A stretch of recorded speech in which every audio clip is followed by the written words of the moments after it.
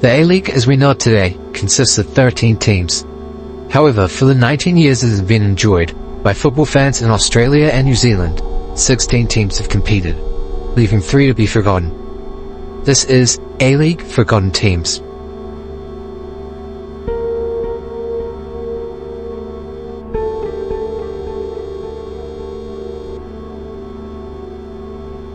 The first of the 3 can be found in Auckland, New Zealand.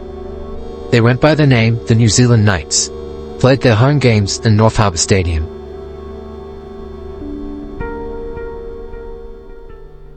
Welcome along to North Harbour Stadium, where the New Zealand Knights and the Newcastle Jets will be kicking off round 11 of the Hyundai A-League. The New Zealand Knights debuted in the A-League's maiden season in 2005.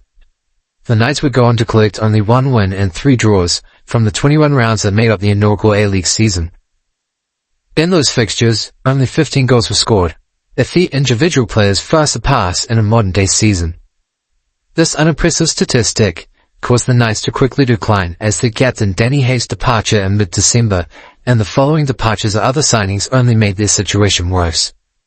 This, alongside reported poor management and low crowd attendance, forced the FFA, Football Federation Australia, to revoke the team's A-League licence, passing it on to the far more successful Wellington Phoenix. The next team can be found in the Gold Coast, Australia. Gold Coast United SC. Their home games were played in the Robina Stadium, now known as the Seabus Stadium.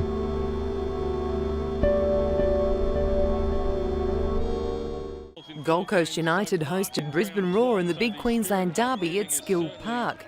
United haven't won a game against the Roar in over 2 years and were understandably keen to turn their season around. Gold Coast United FC, founded in 1966, was welcomed into the A-League in 2009.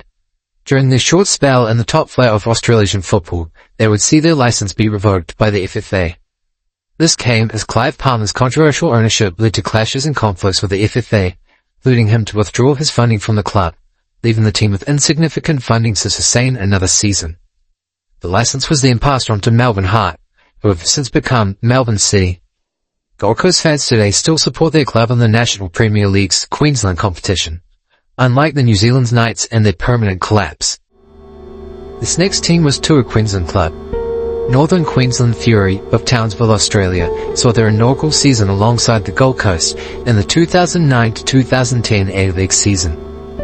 Throughout their A-League stint, they would call the Dairy Farmers Stadium their home. Well, Vidislav Levitska reckons it's hot here in Townsville, but by North Queensland standards, a very balmy evening here at the Dairy Farmers Stadium. Starting with the home side, North Queensland Fury, certainly an element of surprise about Ian Ferguson's side. In goals, Paul Henderson. The first season of the Fury was not as poor as the likes of the New Zealand Knights or Gold Coast United FC. Though still not impressive, the Fury would finish the 2009-2010 season on 8 wins, 8 draws and 11 losses, totaling a 7th place finish. Their managerial department boasted the legendary former English player Ian Ferguson as their manager. However, despite a promising future for the club, insignificant finances would come to ruin them. They would end up 1.2 million Australian dollars short of the 1.5 million that would secure them their 1-year licence from the FFA, allowing the club a future in the A-League.